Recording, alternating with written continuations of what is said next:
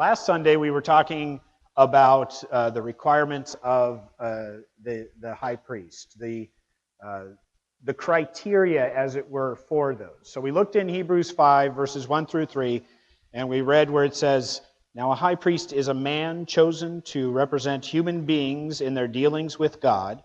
He represents their gifts to God and offers their sacrifices for sins.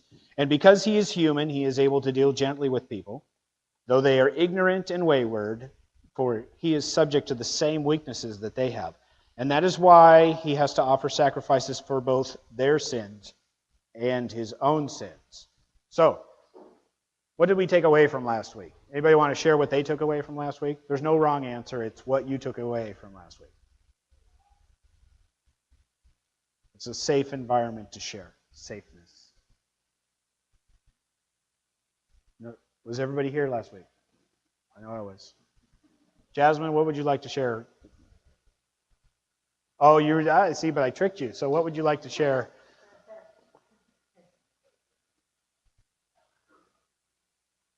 Did you take anything away from last week?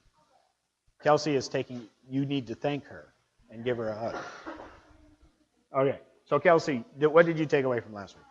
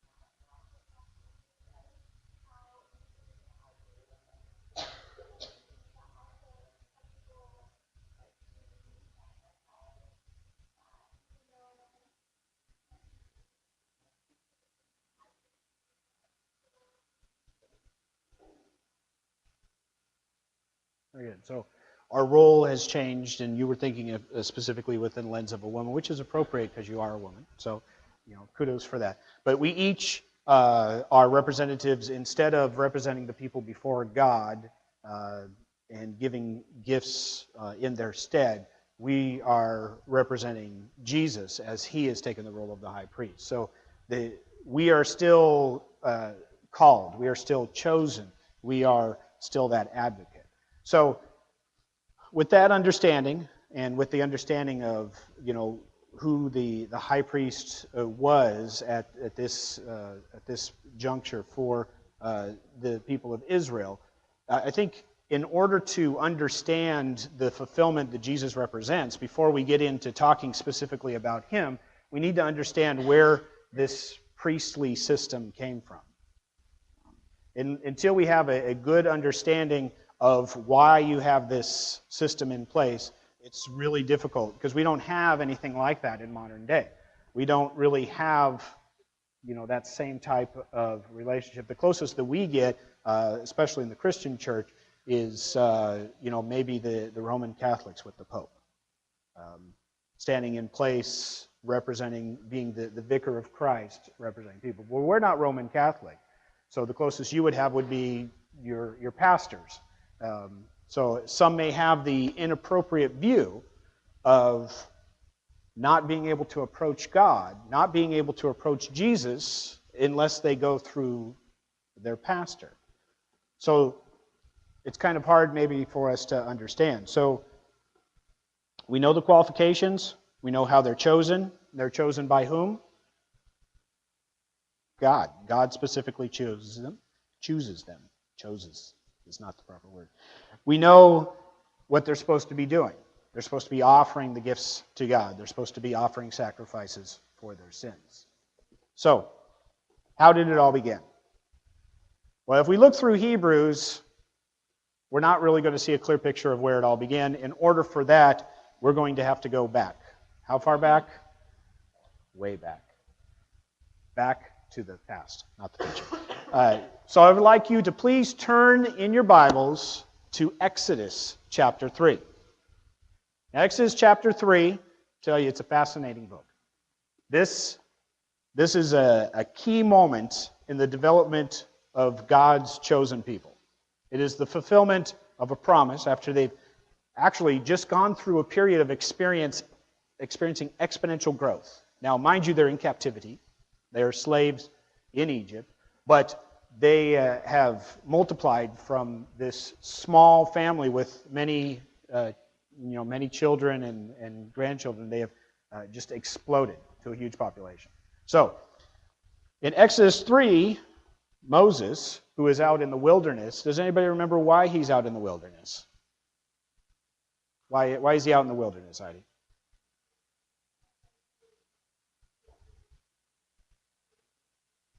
No, this is way before then. All right. He killed a slave driver. He got upset because of the treatment that he was giving one of his fellow Jewish Hebrew people, that he went off, his anger showed through, which shows a pattern of him that is consistent throughout his life. His anger shows through, and he struck out without thinking, and bam, killed the Egyptian slave driver. So then he ran, which would make sense, right? You kill somebody, you don't want them to know, you run. So he runs, and he's in the wilderness, and he's in the wilderness for quite some time. And then one day, after he's married, he's tending sheep, and he sees this bush burning. Now, what's weird about this bush burning, I mean, it's in the desert, so I'm assuming bushes just burst into flame anyways, right? I'm sure. Isn't that on survival shows all the time? I need a fire. Oh, look, that bush just burst into flames. Anyway, so he sees this burning bush, but the interesting thing about this bush is, though it's on fire, it doesn't seem to be consumed. It's still the same size, it's still the same shape. Nothing is changing about it except for the fact that it was once not on fire and now it is. So he approaches this bush, and as he's approaching, he hears, "Stop." Now that's kind of interesting. First you see a bush that's burning, and then suddenly the bush tells you to stop coming towards it. So he was told to remove his sandals because he was on holy ground, and for some reason this so fascinated him that this bush was burning, not being consumed, that he had been told to stop by this bush, that he took off his shoes, did what the bush told him to do, and then he had a conversation with this bush. Now the bush revealed to him that it wasn't actually just a bush that was on fire, but that it was God using this bush as a vehicle to speak to him. He explained who was speaking to him, identified the significance of this, and gave him a task. So his task was to be the person that would free or remove the Jewish people from captivity in Egypt. In order to do this, he was told to go to Pharaoh, and he was even told that Pharaoh would be resistant and God would take care of it. So he's given a big task. He's even told that the people that were seeking out to have him killed have since passed away and are dead themselves. So he's given a clear task. He's been given a position of authority. What does he do with this? If we look in Exodus 3,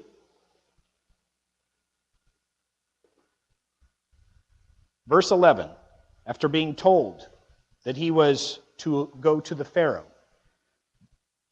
Moses says in verse 11, but Moses protested to God, "Who am I to appear before the Pharaoh? Who am I to lead the people of Israel out of Egypt?" So his response to this task that God had given him was to throw up a roadblock. God responds, of course, that he would be with him. And there are signs. When you have brought the people out of Egypt, you will worship God at this very mountain. So Moses again, instead of accepting this task that has been given to him, this great opportunity, throws up in verse 13 another protest. If I go to the people of Israel and tell them the God of your ancestors has sent me, they're going to ask me, what's his name? What am I going to tell them? So even though God has identified himself to him, he throws up another roadblock. God, of course, in his response says, you tell them who I am.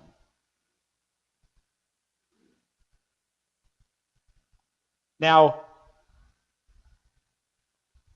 after knowing what to say, knowing specifically who to say is sending him, knowing how to identify who is sending him to the people that he's supposed to be leading out, we see starting in chapter 4, yet another protest. But Moses pleaded with the Lord, "O Lord, I am not very good with words. I have never been and am not now. Even though you have spoken to me, I get tongue-tied and my words get tangled." Let me just say, I totally identify with that. It happens to me all the time, right? You get up in front of a bunch of people and you start talking, and suddenly the words that you're thinking in your head just are not the ones that are coming out. And you realize that, and you're like, blah, blah, blah. You ever done that? Moses is saying that if you send me, I'm going to be doing that all the time. God, of course, see, I just did it. God, of course, says, what is it that is in your hand?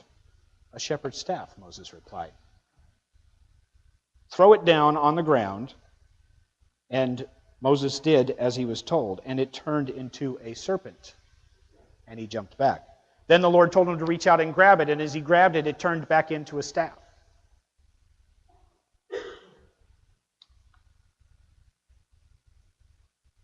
Then, let's see, then they will believe that the Lord of the ancestors, the God of Abraham, the God of Isaac, and God of Jacob really appeared to you. Apparently I'm one behind. Verse 10. Verse 10, again, he throws up that protest that I just talked about. The previous one was because he said, what if they don't believe me? So he shows them signs of that. But Moses pleads with the Lord, "O Lord, I'm not very good with words." And then the Lord responds to him, "Who makes a person's mouth?" It's a very good question. Who makes a person's mouth? God does. Thank you. Somebody answered. But as we see, regardless of the order that I read them in, Moses just keeps throwing roadblock after roadblock after roadblock. And each roadblock that is put up before him, each protest, God says, no, this is how this is solved. This is how the bulldozer comes and clears away this barrier. This is how easily this is taken care of. This is how easily I wipe that away. Still, Moses continues to protest. And he protests until finally the Lord says to him, look, number one, you're going to do it. Number two, since you're so worried that you will not be able to take care of this yourself, I will provide a detour around every single roadblock that you've put up.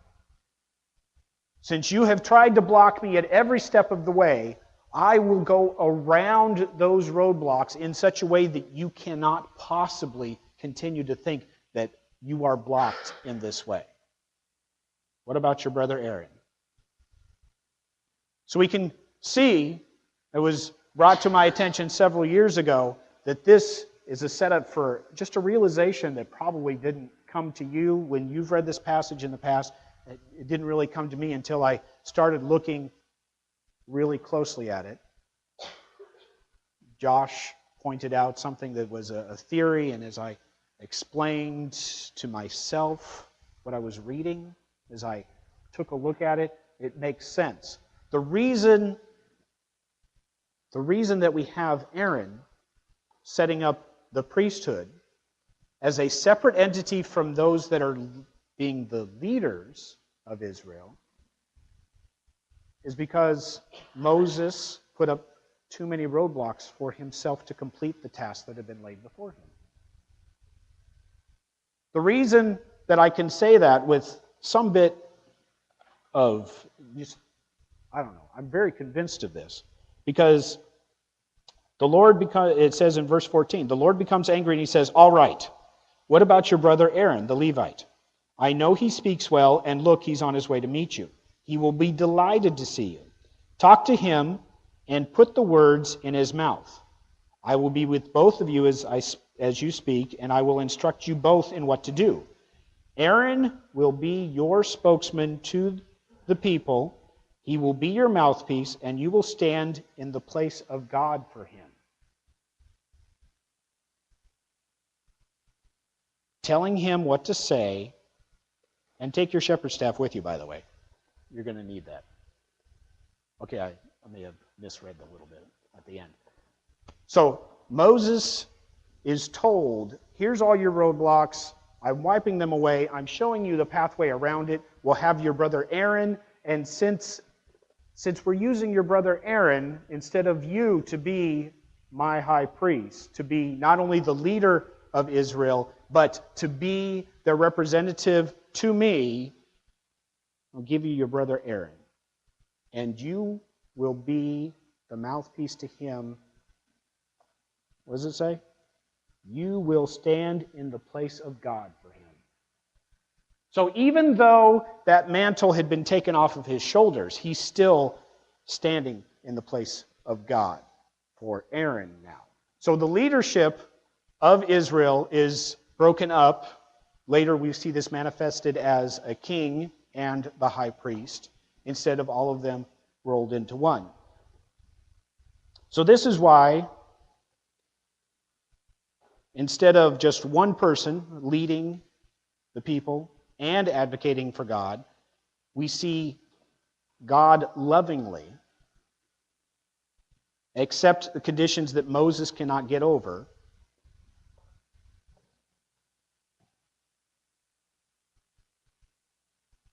say, let's do this then. So this tells me that no matter what obstacles I place before God, he will find a way.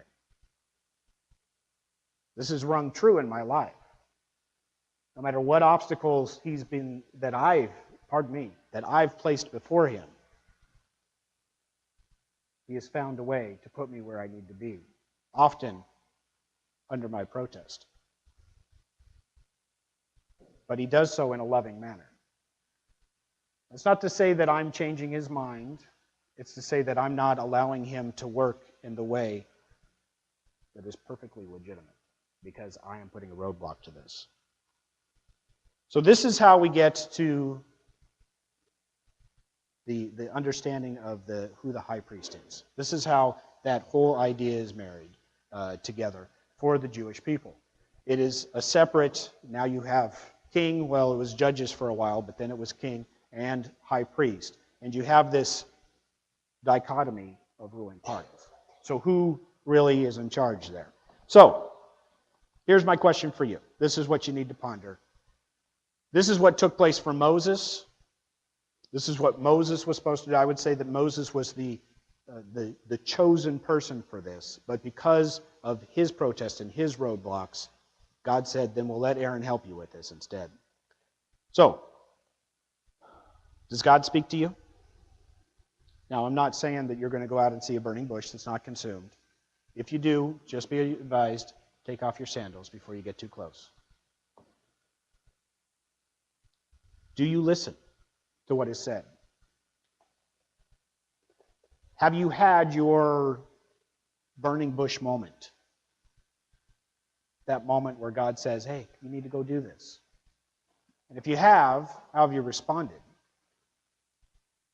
Even though it may seem ludicrous, one man going in front of the most powerful man of his age and saying, you see all these slaves here?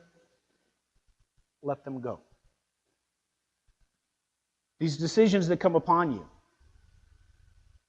what's your response? If you've had your burning bush moment, what kind of roadblocks did you put up in front of that? What kind of detours has God found around it? These are good questions that we all need to ask.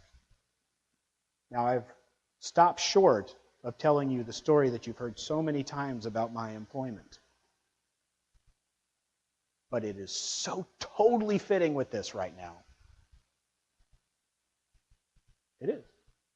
Josh says I should go ahead, so here you go. I've worked for Target for 8 years, and in that 8 years, see, Adam, I got the approval before I said it again, so, for 8 years, I worked for Target, and I was very comfortable working for Target. The hours suck. The shifts suck. The weekends suck because it's retail, and that's sucky. But I was very comfortable in doing this because I was in a management position that allowed me a lot of freedom, and I was able to do what I wanted to do. 3 times, God, through the person of my uncle, who, maybe looks a little like Moses, came to me and he said, here's an application for the Internal Revenue Service to be a contact representative.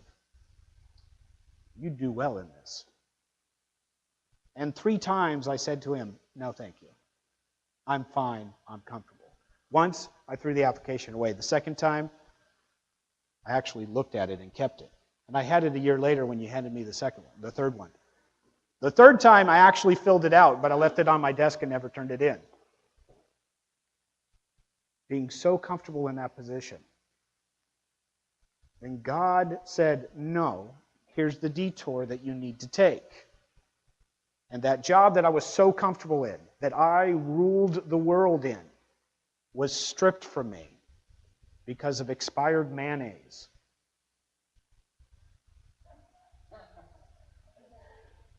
It's the truth. I was in charge of the food department, and they found an expired can of mayonnaise, or jar of mayonnaise, on the back of a shelf in the inventory. And this is why I was given the opportunity to either resign or they would fire me. And because of that opportunity, now mind you, this is at the beginning of the year, and the Internal Revenue Service job, if I had applied for it before, still wouldn't have started until October. I was unemployed and had absolutely no plans. Every single application I turned into, every single retail establishment that is in the Portland metropolitan area got absolutely no reply. In fact, Best Buy, I remember this one distinctly because they lost my application not once, not twice, but 3 times. Once I filled it out online on their computer in the store in front of the guy. They still lost it. 2x4 head, I got it. The only people that have actually called me back in that regard was the Internal Revenue Service. That is how I know that I missed my burning bush moment, and God had to provide that detour to show me where I needed to be. What is yours? Let's go discuss.